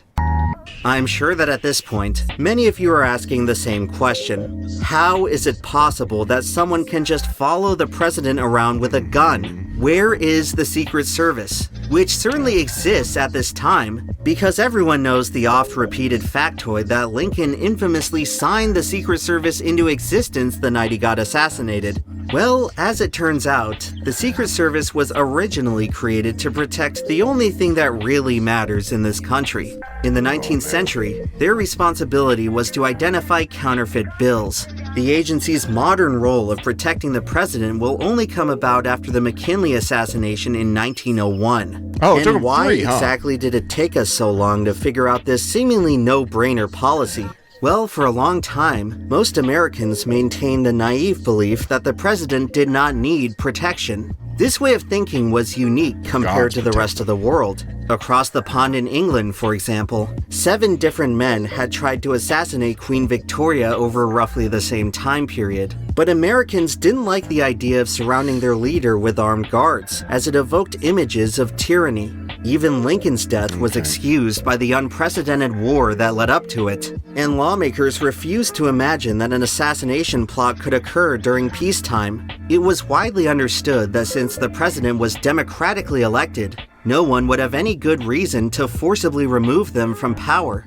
What they never considered, however, was someone killing the president for an incredibly stupid reason. If one of America's many nutjobs happened to develop such an obsession, there was very little standing in their way. Well, there was also, yeah, exactly. You wouldn't have expected the nut job, I guess, back then. We almost hyper are aware of the nut job. I mean, we've done a great job of creating so many of them with the way that we're running this country and its moral fabric. But yeah, the nut job is something that they would not have expected at the time. And I do respect the idea of like, yeah, we don't want our president to be surrounded by armed men, because then, yeah, it's like, what is he, just a despot himself, just going around like ready to murder his subjects if anybody gets out of line. So I get the idea. At each passing moment, President Garfield was at the complete mercy of his surroundings. No one was coming to save him. On July 2nd, 1881, the president was scheduled to depart on vacation from the Baltimore and Potomac train station. The event had been widely publicized by the press ahead of time, which Charles Guiteau read about and prepared for. He arrives at the station half an hour before the president and hides in the bathroom. When Garfield arrives alongside Secretary Blaine, Guiteau emerges, pulls out his gun, and opens fire. One bullet grazes Garfield on the shoulder, and another strikes him directly in the lower back. He stumbles over and falls to the floor. Ladies and gentlemen, the president has been shot. Pandemonium fills the station. Some people run for their lives, while others try to track down the shooter. As the crowd learns about the fate of the president, the sense of panic quickly turns to fury. Guiteau attempts to flee the scene, but runs directly into a police officer who takes him into custody. Had he roamed free for a moment longer, he likely would have been surrounded and lynched on the spot. Yeah, unlike many other deranged killers, Guiteau is quite interested in his own self-preservation. He certainly does not want to meet the fate of John Wilkes Booth, who was publicly slain after a week-long manhunt. On the contrary, Guiteau is more than content with sitting in jail under federal protection. He starts to fantasize about his future life as America's newest celebrity. Meanwhile, the President of the United States is lying face down on a train station floor in a pool of his own blood. People try to help him to his feet, but he simply collapses and starts profusely vomiting. A couple of doctors arrive on the scene. Unsure of how fragile the president's state is, they choose not to transport him to a hospital. Instead, they drag him onto a filthy old mattress in an abandoned room of the station and start examining him. Why? Why, God? Why were we so bad at medicine for so long? I'm so grateful right this instant to live, even if our medical system is completely fucked up, at least they know to do sanitation is such an important factor. We are all blessed with our modern medicine. This is not that long ago. Watching this whole scene unfold was a horrified Robert Todd Lincoln, who is now reliving the most traumatic moment of his life. Not knowing what else to do, he decides to summon another doctor, the only doctor he can recall at the top of his head. It's a doctor who was very difficult for most people to forget, because his name is Doctor. If you want to be remembered in the future, it helps to have a really stupid name. Dr. Willard Bliss was named after a local surgeon whom his parents admired. As if marked by prophecy, Doctor would grow up to become a doctor, and specifically a surgeon. He specialized in ballistic trauma and opened up a successful practice treating wounded soldiers from the Civil War. Less successful, however, was his track record while treating presidents. Thus far, he has extended his medical care to precisely 2 presidents, both of whom happened to... What? I forgot how close these were. Holy smokes. This guy's he's going up for a 3rd time at the plate. Let's see how he does, folks. This, it's been a rough game so far, but he can really pull it all together. If he could save my favorite president right now. Is he going to do it? Is the fate already sealed? Let's find out. Die in office. But to be fair, each of these deaths happened independently of Dr. Bliss's actual treatment, and by all accounts, his expertise was well respected across the nation. His character, however, was the true cause for concern. Like Charles Guiteau, Dr. Bliss had developed quite an appetite for fame and fortune. But unlike Guiteau, he is a man of science, or at least his own personal brand of 19th century science. A long career has left Dr. Bliss rather arrogant and stubborn. He doesn't respect anyone else's medical opinion and always has to be in charge. He also lacks the integrity you'd expect from a man in his position. For years, he enriched himself by selling a snake oil-like product which he claimed could cure cancer. But despite his checkered past... Boys, I think Garfield's cooked. How it couldn't have happened to a better man. This is what happens. What is it? Aristotle, or is it Plato, or Socrates? One of those 3 said that if a truly pure and truthful, virtuous man was born into this world, he would be humiliated and crucified. Well, he didn't say crucified. Humiliated and executed. 400 years before Christ was born. And you know what? 1880 years later, happened again. Many still believe that Dr. Bliss is the right man for the job. After all, he's a professional, and as we know, professionals can't possibly be incompetent.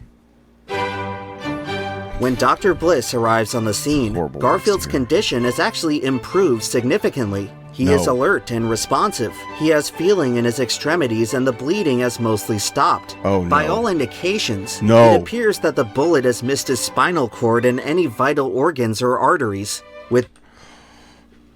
This is like the worst news. This is like, we could have had a full-fledged President Garfield. He could have been one of the, 3 or 4 presidents with assassination attempts who pulled through. No, this is not good. I am not happy about the turn of events. This in mind, the doctors have an important decision to make. On one hand, they can simply choose to do nothing. They can presume that the bullet has landed in a benign place and let the wound heal naturally. After all, at this time there are thousands of Civil War veterans living normal lives under this exact circumstance. But now that Dr. Bliss is here, everyone is practically forced to go along with the other option, attempting to locate and extract the bullet lodged somewhere in the president's torso. Of course, Dr. Bliss is sort of known as the guy who extracts bullets, so you can't just bring him in to not do that. And besides, this is America, the land of medical intervention.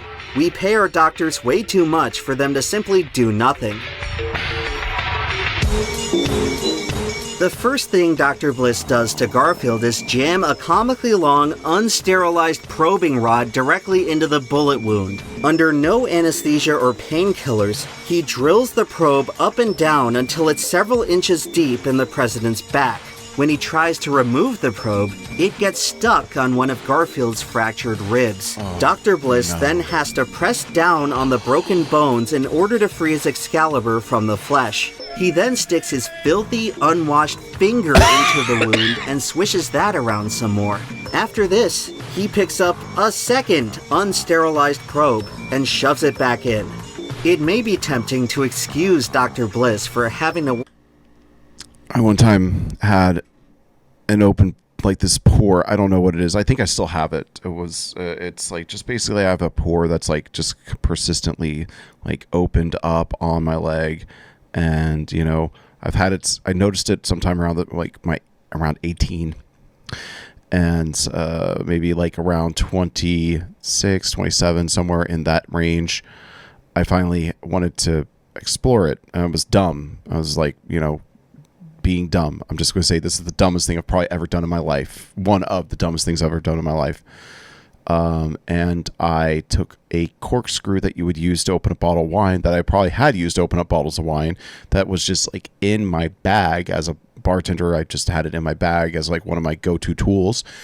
And without even like heating it up, doing that thing, like sterilizing it with a lighter, without even doing that, for some reason I just poked at the thing on my leg, and I put it in.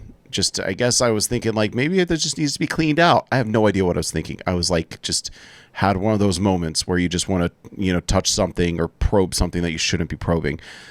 That caused an infection that I swear would have cost me my leg. I think I was on a pathway to having major surgery or, you know, amputation or whatever if I had gone to a proper hospital. Well, maybe not amputation.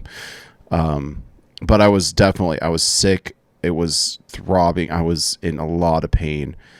And fortunately, my roommate at the time, shout out Lucas, my man, he worked in the healthy living department of Central Market. If you are aware of Texas's HEB's, Central Market is like their high end brand. So like, you know, they're like, like, this is for liberal white women brand, but we both worked there, and he worked in healthy living, and he gave me this like clay. I forgot what exactly it was called. I need to get more of it, but it was this clay that he told me to put over it, and then I went to sleep, and I was like basically about ready to go to a emergency room or something, and he just told me just to put it on and go to sleep. And then like in the middle of the night, like around like maybe like 3 a.m. or something like that, I woke up with it hurting, but feeling like, I don't know, like something had happened. So I went into the bathroom and I peel off this clay, and I swear it pulls out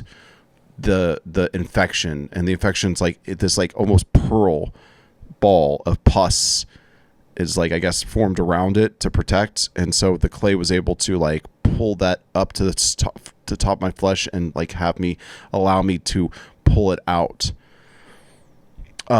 So I say all of that to say that putting nasty fingers and instruments that haven't been sterilized into a fucking bullet wound next to your abdomen, like all of your best organs, like you can lose your arms and you can lose your legs. You can't lose much of what's between here and your belly button. There's not a lot. There's the best thing you got going for you is that a lot of it's doubled up, so you can like lose one of two. So you get an infection in this area, I don't think I have to tell y'all folks, this is just the most disgusting thing I've ever heard. And this era of doctors who didn't even wash their hands, medicine was disgusting. Work within the scientific constraints of his time, but even that would be giving him too much credit. By 1881, germ theory had already been around for decades. As early as the 1860s, Dr. Joseph Lister had revolutionized surgery in Europe after discovering the process of antisepsis. He found that operating in a clean room with clean instruments dramatically reduced the patient mortality rate. The American medical establishment saw this data and simply chose to ignore it. Many surgeons like Bliss stuck to the medieval method of wiping your ass and then immediately touching someone's internal organs. In addition to his existing injury, Garfield now has to deal with a deep tissue bacterial infection that Dr. Bliss has so graciously introduced. His immune system might be able to fight it, but several factors are working against him. One is that Washington, D.C. is a disgusting hellhole. Every summer, the raw sewage that openly some things just never change. Flowed into the Potomac River would get baked by 90-degree heat, causing the whole city to smell like literal shit. The surrounding swamps were infested with clouds of mosquitoes carrying malaria. If one were to bite Garfield in his current condition, his fate would certainly be sealed. The president's caretakers tried to seek refuge by moving him to the White House, although it was hardly the sanctuary you'd expect. At this point in time, the building has fallen into disrepair. The roof leaks, the plumbing is failing, and there are so many rats that the sound of them scurrying keeps people up at night. By now, most presidents refuse to even live there during the summer months. But Garfield, in his dire state, has been given no other choice. However, the single biggest threat to the president's survival is that Dr. Bliss has taken full control of his medical care. In doing so, he has temporarily become the most powerful man in America. From the moment he entered the room, Bliss has bestowed upon himself a quasi-power of attorney over President Garfield. He seized this position of supreme authority pretty much on his own, without any oversight or even permission from anyone else involved. As word of the shooting spreads around the nation, dozens of doctors traveled to the White House to... This is no wonder we don't know about this story, because a lot of powerful people fucked up and they buried this. That's what I'm going to presume is like the thesis, is like so many powerful people were involved and didn't do the right thing that everybody just agreed to like not talk about it. Offer their expertise, but when they get there, Bliss turns them all away, refusing to even let them see the president. This included Garfield's personal physician who had been treating him for years. Any doctor who insisted on staying was forced to relinquish all medical control and become a glorified nurse. For Dr. Bliss, this authoritarian rule was necessary to ensure that no one else could steal his glory, for he and he alone shall reap the rewards of saving the president's life. Dr. Bliss has also decreed himself as the only official point of communication between the White House and the outside world. He now has the exclusive responsibility of relaying the president's status to the press. Naturally, it's just a matter of time before Bliss's statements have completely departed from reality. Every news bulletin he issues is always the same. The president is doing great, he's recovering just fine, and he's gonna be back on his feet any day now. But the truth of the situation, as you'd expect, is getting far more bleak. Garfield's temperature is hovering around the low 100s. He feels excruciating pain all over his body, and his condition is clearly deteriorating. Nearly every one of Bliss's medical recommendations is so baffling that they defy basic intuition, let alone physical science. You'd imagine that a wounded patient would be given soft and bland foods to eat in order to prevent an upset stomach. Dr. Bliss has decided to feed Garfield a diet of steak and lamb chops, which almost always lead to bouts of severe vomiting and distress. Garfield's condition is also causing him to rapidly lose fluids. The constant sweating, vomiting, and drainage of his infected wound are making him dehydrated. But this whole time, rather than giving the president, water, Dr. Bliss has been making him drink alcohol, which only dehydrates the body further. In addition to this, Garfield is... This is like the ye old doc, like this is like the last stab, I want to say. I mean, obviously it's not the last stab, but this has to be like, this is like that death throw of the old way, the old school guy coming into the room and thinking like he is going to be the savior, he's going to be the old sheriff walking back in town, show all these young whippersnappers what's right and how it's done. And this is like, no, this is like a public embarrassment of the old methods and proves why we have to change. I'm praying that that's what the at least outcome of this is in some ways. This like guy, he's like basically throwing snake oil onto the wound. Also being administered regular doses of quinine, a toxic compound which is now known to carry a list of deadly side effects. Week after week, the president endures these conditions. When he's not in severe physical discomfort, he suffers from profound loneliness. The doctor rarely lets him see his family or his friends, and he spends the rest of his time stuck inside a sweltering room with hardly any views of the outside world. At times, the pure dysfunction of the situation does give way to some genuine brilliance. To help the president cool off, a team of engineers devised what is essentially the world's first air conditioner. But this breakthrough ultimately does little for Garfield's health. As the days continue to pass without improvement, Dr. Bliss decides to call in an expert. No. He already had experts come. In 1881, Alexander Graham Bell is suffering from success. After inventing the telephone, he has made millions. But he hates the constant hassle of business. More of an idealist than a capitalist, he wants to focus his intellect on something that can benefit mankind by saving lives. When he learns that the president has been shot, he springs into action. Like Garfield, Bell is one of these true diamonds in the rough. Originally born in Scotland, he moves to the United States and becomes a prolific inventor, mostly specializing in accessibility tools for the deaf. He always had the desire to help people, and now, the time has come for him to help the most important man in the nation. Had Garfield been shot just 14 years later, his doctors would have immediately been able to find the bullet through X-ray imaging, but for now, he's gonna have to settle for Bell's invention. It's a device that has been painstakingly crafted over the past several weeks. In front of the president and all of his doctors, Bell unveils the world's first metal detector. He has already successfully tested it on several Civil War veterans, and by all measures, it should work on the president. This is pretty much his last hope. Maybe after all the stupidity it's taken to get here, a genius is just gonna come in and bail us out at the last moment. But even now, after the smartest man in the world shows up on his doorstep to help, Dr. Bliss still finds a way to screw things up. He believes that the bullet is on the right side of Garfield's body, so he insists that Bell only use the metal detector on the right side. There is really no reason why he can't check Garfield's left side just to be sure. He's come all this way, invented a whole new thing. Why would you not use it as much as you can? But Dr. Bliss doesn't actually want results. He simply wants to be proven right. He needs to be the smartest man in the room, even if it involves sabotaging a real genius. And so, Bell... You have to be very careful of these people. These are some of the worst people that you can ever run into. Like, if somebody needs to be the smartest person in the room, they will make sure of it. Isn't that what happened in Rick and Morty, essentially? If I remember correctly, a show that I stopped watching, probably season 4, maybe 5, somewhere around there. It was eventually revealed that the reason that Rick was the smartest man in the universe or in the galaxy was because he had quarantined off a section of the multiverse for himself where he was literally the smartest being in all realities.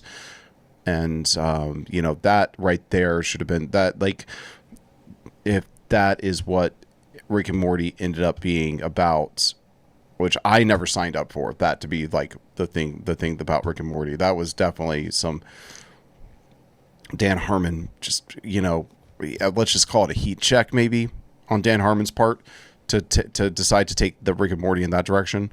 But, that should have just been the diabolical, this is the villain. They should have at that point murdered Rick across all universes and then tried to go back to as much of a normal life as possible. And that should have been the end of the show, because at that point you are dealing with a monster, if you hadn't already realized, which yet again, never signed up for that version of Rick and Morty. Rick was always supposed to be, a nihilistic jerk, but to be straight up that much of a monster, truly the smartest man in the galaxy, was just no bueno.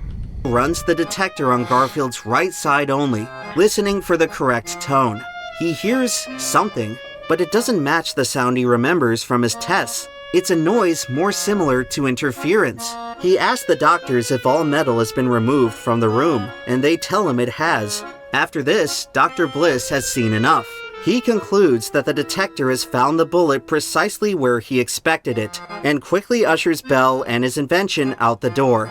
But as it turns out, there was metal in the room all along, as one of the mattresses supporting the president had steel springs, which totally threw off the detector. Oblivious to this fact, Dr. Bliss embarked on one final odyssey to remove the bullet once and for all, only to find nothing yet again. But even if Bell or Bliss had succeeded in finding the bullet, it's doubtful whether Garfield could have even been saved by this point. His body weight has fallen from 210 pounds to just 130. His once robust build has... No. I went from like 210 to 190, and I thought I had lost a lot of weight during my hospital stay. My intestinal issue. Unfortunately for me, I was able to put all that weight back on and more. But I mean, I thought that was drastic. A man who's healthy at 210 at 130, that you are a corpse. Is now withered into little more than a skeleton. Pus-filled abscesses have formed across his whole body. Done. He can no longer consume any solid food and has to be sustained through rectal feeding. One doctor quietly confesses to the press that he's not sure how the president is still alive. While all this has been happening, Dr. Bliss has still been trying to assure the public that everything is fine and that a full recovery is right around the corner. By now, he doesn't even believe that he's convincing anyone. He's just trying to ride out his last moments of still having any sort of professional reputation. After 2 months of non-stop torture, Garfield finally decides that enough is enough. On September 5th, 65 days after the shooting, he demands 65 days! That's like over 2 months of suffering. Yet again, not to make this about me, but to give you an idea, I was in dire straits probably for the first like week of my situation, and I shouldn't even say straight up dire straits. I was in a rough spot, nothing compared to what he was going through this entire time for the first week of my own personal health issue. And that was enough to like that was hellish. This man literally went to hell before he died for no reason, like no justification. This is an example. This is like one of those times when you're like, maybe God doesn't exist if this could happen to him, but it's not how it works, bucko. But still, that is rough. That is so rough. That is torture. I hope he got doped up nice and doped up before he passed away. to cease all treatment and leave the White House immediately. He will be loaded onto a special train and taken to the town of Elberon, New Jersey to experience the last moments of his life in peace. And with that, the president has officially checked himself into hospice. Yes, yeah. After 49 years of life, he finally accomplished his boyhood dream of making it to the sea. He spends his last days surrounded by friends and family just staring out over the ocean. Perhaps all along, he had only been running on borrowed time, ever since he fell off that boat into the dark and uncertain water. This time, as he was drowning, there was no rope to pull him back to safety. But even after meeting such a grim demise, he never lost his faith in other people. He never lost his gratitude for those who helped him, even Dr. Bliss. He never even harbored any resentment for Charles Guiteau. The world tried to take everything from him, as it does with most brilliant people, but it could not take his integrity. He held on to it until the bitter end. On September 19th, 1881, James A. Garfield passed away, and America's forgotten presidential assassination had finally run its course. Wait a minute. No. This can't possibly be true. It has to be some kind of sick joke. Because you mean to tell me that Garfield died on a Monday?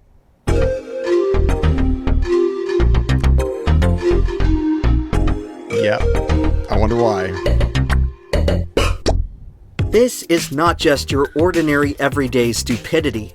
This is profound stupidity. Cosmic stupidity, even. This has to be evidence of some... This is maybe cutting him off at the pass, but this is almost societal punishment. Like, we, at this point, had let certain things get so bad in our culture and our society that the only way for us to heal ourselves was to watch as a just and noble, the best amongst us. You could say that about Garfield. The best president. You could say he was the best amongst us. And he had to basically suffer and die for us to wake up, I hope, and change these things that were wrong in our culture. It's going to happen again. It's probably going to happen in our lifetimes that something like this happens. That it probably happens at least once in everybody's lifetime. But yeah, this was like, if was it first as tragedy, then as comedy. It's like, not saying that that what we just saw was a comedy. It was more like a farce. But compared to, like Lincoln being assassinated for the sins of like slavery and like a divided country that never like kind of negotiated its way to peace, had to fight its way to peace. And so you had that, and then this is more of like the underbelly, like all those like, levers of power and corruption just finally causing like of everything that could go wrong did go wrong in this one individual who decided to take it out on the best amongst us, the President Garfield. Malevolent creator that's just toying around with us. Why else would the most inspiring president we've ever had be condemned to die in such a hideous fashion? Was this all just divine punishment for slavery, or the demise of our native people, or some other sin that we committed along the way?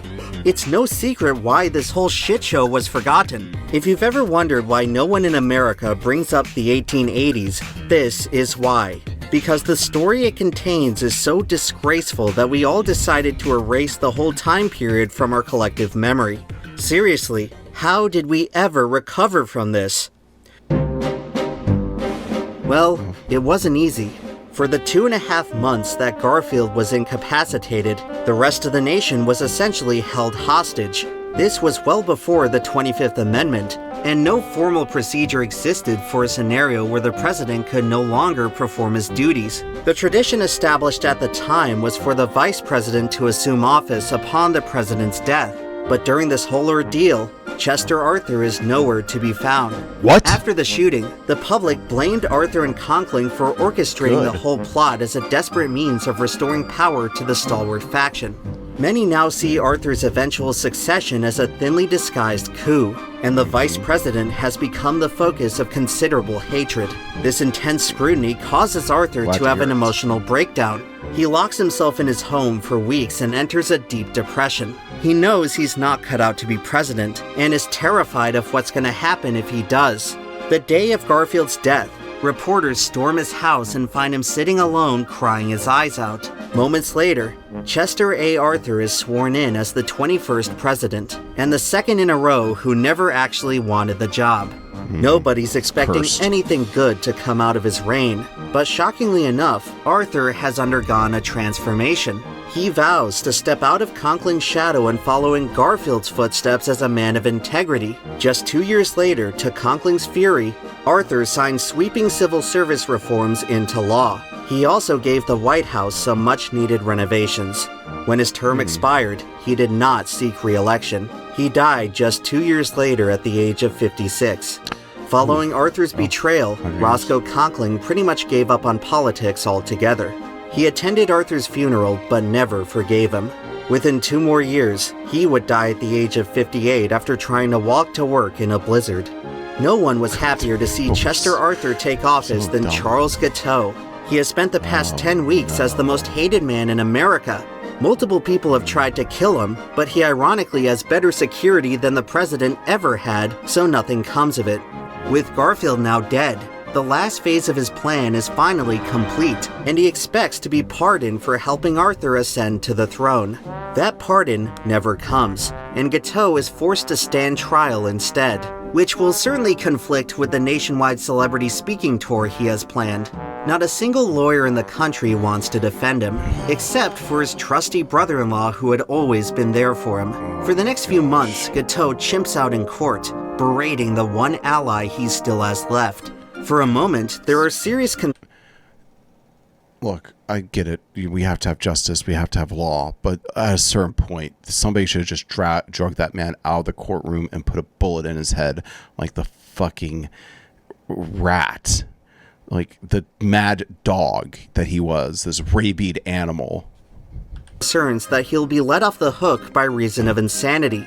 But I don't think America had enough troops to contain the riot which would have taken place if that actually happened. People back then. On January 25th, 1882, Charles Guiteau was found guilty and sentenced to death. Even after this, he still believes that Arthur will eventually pardon him, all the way up until the day of his execution. He chooses to spend his final moments reciting another speech. As was the case with everything else in his life, no one had any clue what he was saying, so they just tuned him out. Charles Guiteau was put to death on June 30th, 1882. I've lost a lot of patience in my life. I think that's something that happens. Shouldn't say patience, shouldn't say empathy. I've just woken up to the fact that sudden people just need to swing from a rope, and especially people who, this is definitely what Asmongold would call a bottom 2%er. This man, he's worse. He's worse than most all of us combined. And the scary thing is any one of us could be this guy in a lot of ways. I've known successful people who are this guy, unfortunately. That's just the way the world works sometimes. Nearly 1 full year after the assassination, he was 40 years old.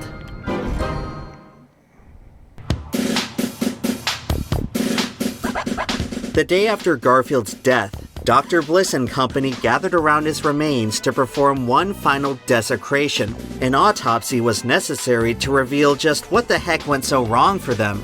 After slicing him open, they discovered, to their astonishment, that the bullet had actually been on the left side of his body the whole time. And on top of that, it had been safely tucked away in some benign scar tissue. They never even needed to remove it. Pretty much everywhere else on the corpse, the profound devastation they had inflicted on the president was fully revealed. The giant infected flesh tunnel they had bored into Garfield's back eventually resulted in catastrophic septic shock. His body had been literally rotting from the inside. It was a scientific marvel that he somehow lived as long as he did. For his blunderous job at saving the president, Dr. Bliss was ridiculed as the biggest quack in the nation. But despite getting served a career-defining humiliation... Unfortunately, it has to be like this, but like I said, it's tragedies like this that shine a light on just everything rotten and wrong with your culture at the time that it happens. I really don't want these things to happen, but like, for example, Charlie Kirk, he was assassinated, and all of a sudden people with their government names got on to TikTok, Instagram, and celebrated publicly his death, and it just let us all know who they were and who not to associate with. The other day, I'm going to call him out right now. The Dollop, this American history podcast, of course I loved it, and it was like a leftist back, it still is left. It's super leftist now, probably. Back in my lefty days, it was like such a fun thing. Basically every other episode or so would just be like, oh, look at this either buffoon of capitalism, like this buffoon of right wingness, or this forgotten saint of the left. I tuned into an episode of their sister show, or their spinoff show, called The Past Times. Brilliant idea for a show. Just read a newspaper from the past. Boy, somebody else steal that idea. That isn't a horrible piece of human garbage that Dave Anthony is, because it broke my heart listening to these folks, because I specifically listened to this episode because another person from my lefty past, Queen Coke Francis, a drag queen who I've kind of had the hots for, who made some pretty good funny videos on YouTube. They were talking, and Charlie Kirk came up, and they all talked about it as though it was a fucking holiday, or it's something to celebrate his assassination, as though it's like, it's like a good thing that happened. I have to say, Gareth Reynolds is the other person on that, and he's also going to have to just be in my no-go zone until further notice. And I had not unsubscribed from the podcast yet. And that was the final straw. When I was listening to that, I stopped listening to the episode shortly after they made their comments about Kirk and unsubscribed. And you know what? I'm sure they're happy I'm unsubscribed, but it's fuckers like you who drove me away from your movement. How about you guys grow a fucking heart and soul and get yourselves together? Get your head checked out. Please stop. Get help. And don't relish the death of somebody else, killed by some crusader who probably thought like y'all did and just had, just enough training and just enough spit in him to get it to go out there and do something horrible for this nation. Mark my words, people are going to look back and what happened to Charlie Kirk is going to be seen as a big major turning point, and there's going to be a lot of what ifs, because that guy probably was at least going to run for president. He had that in him. I'm not going to say he would have been president. I'm not going to say he would have been a good president. I'm just going to say that he was he was a contender. He never once apologized for totally butchering the most important assignment of his life, or repeatedly lying to the public. Much like Charles Guiteau, he refused to admit that he had done anything wrong. But unlike Guiteau, Dr. Bliss never faced any sort of justice. He wasn't tried for malpractice and he didn't lose his medical license. Like most terrible doctors in this country, he got away scot-free and was even paid for his efforts. He lived for 7 more years, eventually dying of a stroke at the age of 63. And as for his all-important legacy, let's just say he brought new meaning to the expression, ignorance is bliss. Well guys, the operation is complete. But I couldn't save him. I did all I could. Yeah. According to all modern medical consensus, Garfield's bullet wound was easily survivable. If it happened now, he would have been treated and discharged in a matter of days. I suppose that's the most aggravating part of this whole story, just how preventable it was. Not just Garfield's treatment, but everything else leading up to it. Why did Charles Guiteau have to survive that shipwreck? How did he not end up in prison or a mental asylum? Why didn't a single person notice him stalking the president for weeks? At every step of the process, Garfield couldn't catch a single break. It really makes you wonder how close we were to potentially living in a drastically different future. Maybe if Garfield survives, he goes on to become one of the greatest presidents in history. Maybe the United States ends up getting free universal education in the 1880s rather than never at all. Maybe Garfield wins a second term and changes the outcome of every presidential election that succeeded him. Maybe Woodrow Wilson never gets elected. The U.S. never gets involved in World War I, and the course of world history is completely altered. The whims of fate operate on very fine margins. Who knows where our destiny could have taken us if we had just been a little less stupid.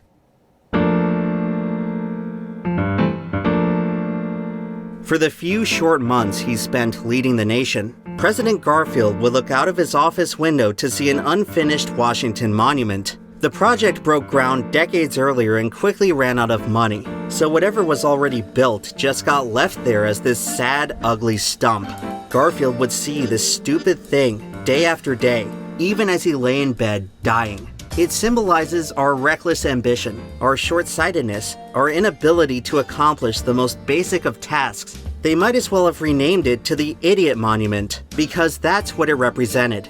Garfield was certainly no stranger to idiots ruining his life, but he still maintained the patience that if you gave them enough grace, any idiot was capable of great things.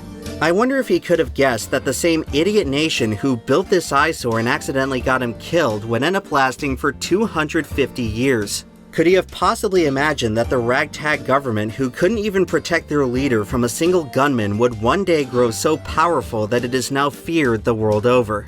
The Washington Monument was eventually completed just 7 years after Garfield's death. It stood taller than any other structure on Earth. As was the case in Garfield's time, we find ourselves today living through a very stupid era of American politics. It feels like everything is falling apart, and no one in charge can do anything right. There's widespread corruption, greed, and hopelessness everywhere you look. These days, America could really use someone like Garfield, because it feels like we're stuck with an unending supply of Charles Guiteaus and Dr. Blisses. I must admit that for most of my adult life now, I've been getting more and more disillusioned with the current state of America. To help make sense of things, I've tried seeking guidance from the past, and from stories like this. Obviously, this particular one didn't do much to improve my mood, but it did lead me to one valuable insight. There existed a narrow slice of Americans who were alive to remember Garfield's incredibly stupid death. Some of them went on to experience deadly pandemics, economic collapse, and the most brutal wars ever fought. But a few of them, if they hung on long enough, would have witnessed this country put a man on the moon. Chaos, dysfunction, and ineptitude are nothing new. They've been around at every point in our nation's history. Brilliance, on the other hand, is truly rare. Few of us ever get to actually experience it. Most of us simply get to hear stories about it. It's important to cherish those few brilliant moments of life, because there's no guarantee you'll ever get another one. Anyway, here's to another 250 years of stupidity. Perhaps we may live to see America be brilliant again. That's why I told you I wanted to watch one of his videos. That's why he's the MVP. That's why he's the GOAT. The GOAT. Oh, okay. Well, and no advertisements either. We didn't even have an ad read. I'm gonna stick around until after the credits in case this man has an ad read. We are buying what he's selling. But I guess he's selling Patreon. I don't know if I'm buying Patreon. But I love EMPLemon here. This is such a good video maker. Please watch his other videos. I might just have to watch them even though I've already seen them, just to react to them, spin off my own little tales. Boy, I love doing that. And yeah, boom, right there. Nothing. Don't look. Okay. Nothing at the end, except for this, which now is going to just have to be what we're living with here. Let me actually see if I can. Marion! Okay! Let's go back. See if I can just. So yeah, it's this. Oh, it's that one right there. Well, you got to get used to this. That one right there, baby. You should go and watch it yourself. Give it a like. The link will be in the description. I will make sure to put it down there. In fact, I'm going to re-click on this. And what is the deadliest right job now, if you're still watching, and boom, give this one a like, baby. All right, folks, thank you so much for watching. Thank you for joining me here at Joelee's. And I know you could have clicked on all these other videos on the internet, and you chose to click on mine, which I really appreciate.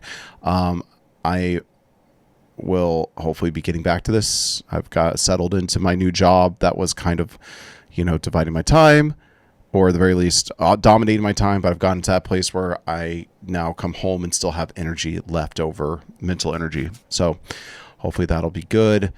And hopefully I'll find some time to write and maybe be able to do my own. Like this, I'm not saying I want to make a video like this, but this would definitely be this kind of production would be my goal for where to get to with YouTube. I don't know exactly what that looks like, but EMPLemon is definitely one of my inspirations, which is funny. He's probably 15 years younger than me or something like that. So, maybe not that much, but 10, I would put it on around 10 or so. Anyways, thank you so much for watching. Please like and subscribe to this channel. Share this video. If you got a history buff in your life, share this video with them. Convince them that Garfield is actually the best president we've ever had. It's almost like poetic, that the best president we've ever had is the one who's most forgotten and had the worst death. This is this should be we have a movie, because EMPLemon's movies are YouTube videos are basically movies. Definitely documentaries with style and flair, but it would be nice to have a dramatization of Garfield's life, what up until the death portion of it, and let him reintroduce himself to the American consciousness. Anyways, aside from that, please keep watching. Thank you so much for joining me. Like and subscribe, and enjoy yourself. Bye.